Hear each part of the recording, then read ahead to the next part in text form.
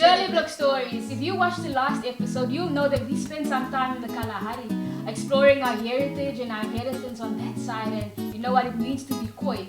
And so today, we're going a bit to Cape Town and exploring what it means to be colored and look at our expressions, you know, the Kaapse Klopse, and what that means not only to ourselves but to the rest of the nations. So come with us. Asampe. Okay. We're talking about the Kaapse Klopse today, so I came ready. Very appropriate. So impressive. You from Durban? Yes. You're embracing the local culture. Lekker man, Yes. lekker. But do you even know the history of the Kaapse Klopse? Nou kom laat ek julle 'n storie vertel. The Kaapse Klopse was birthed during the time of slavery in South Africa. You know, the slaves, they were given 1 day of freedom in a year. Net een dag, 1 day of freedom, where they could choose how they would be free. And they chose this. They would wear fancy clothes, net soos die man, lekker blink uitgevat. They had polished blackened faces and white eyes like raccoons, just as they saw the American minstrels coming off the ships. And so they would dance their dances and make their music. And today this is a dance of celebration from freedom of slavery. And you know, it was actually New Year that it was that day that they were given, the day of freedom. And what's so appropriate is that, you know, we're actually going into the New Year, the Jewish New Year. Ooh. So you're very timely Yes. with Yes. your celebration. Okay. So we are in the Jewish New Year now, in Rosh Hashanah, and we're going into Yom Kippur. But we're celebrating all the things that have gone in the past, but we now know that there's new.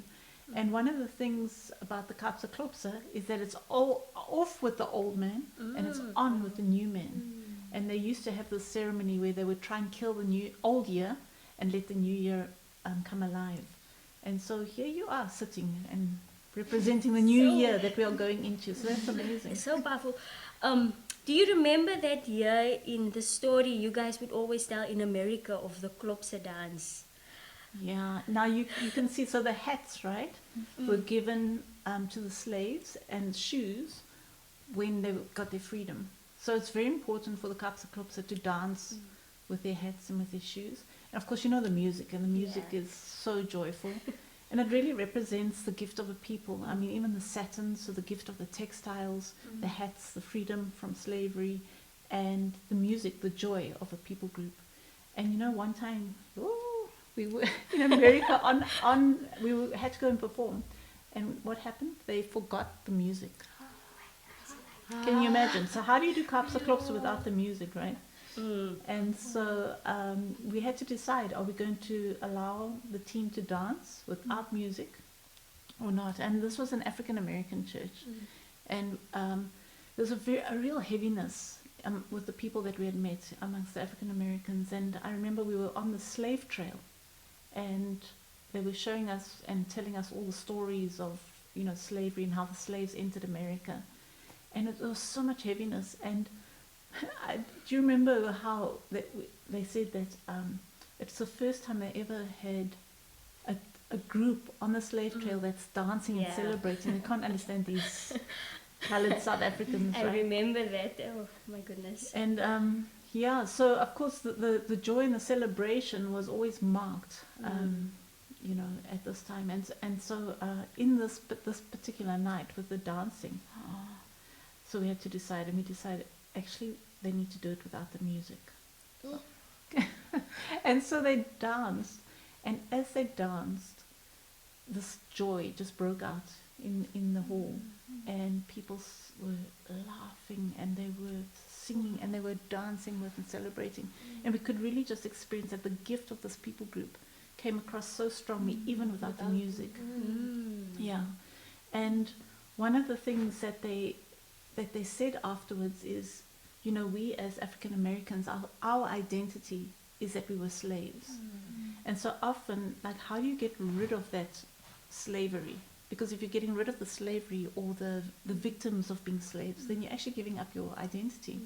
And so they said for the first time they really felt that they can lay down, instead of holding on to those shackles, they can lay it down, and their identity doesn't have to be in slavery, but in the freedom in slavery that they choose. Why don't you describe your experience on that slave trail?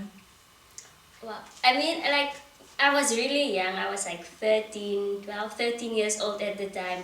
And I remember us walking on that trail, and it was just like a darkness. Besides the fact that there was like, the trail was covered by trees and such, but there was like a heaviness.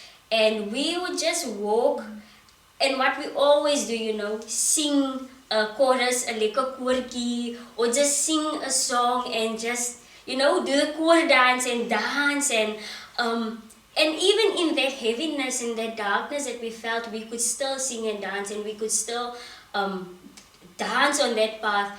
But that comes from, you know, our people, my people, the colored people. We have a very heavy background, we have a painful background, and this is just something small, but in our houses, you know, when there isn't any bread or it's going tough, and that's the gift, the joy of not looking at the circumstances or holding on to that painful memory or the painful past, but finding that joy in this very moment and choosing the joy above all.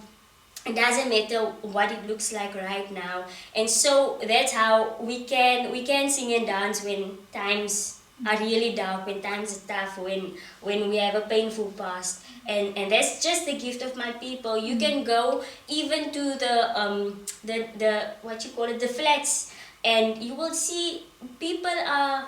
It's really like a place of, it's like a prison, almost like I want to say it's like a prison, the flats. But people are still, you can go into their homes and their houses, and they will accept you, they will embrace you, they will love on you, you wouldn't even believe that they live in such, or we live in such horrible circumstances. So yes. I remember, Nicole, when it was actually even in Germany, when I think you were dancing and all of you were going crazy on the streets, and there was just so much joy. And one of the Germans actually came up and wanted to, I think they did actually give you money. Well, they gave us money and said, thank you so much for bringing joy to our city. Sure. And that was amazing. So it's really a people group that is marked with this joy, and no matter the circumstances, gets over it. Yeah. Wow. You know, it's Heritage Month, and I'm just thinking that our heritage is the freedom that our forefathers could only dream of. And you know, we still faced with challenges, but sometimes we choose these shackles ourselves. True, but we have to know that we have to make a choice to be free from slavery. See you next week.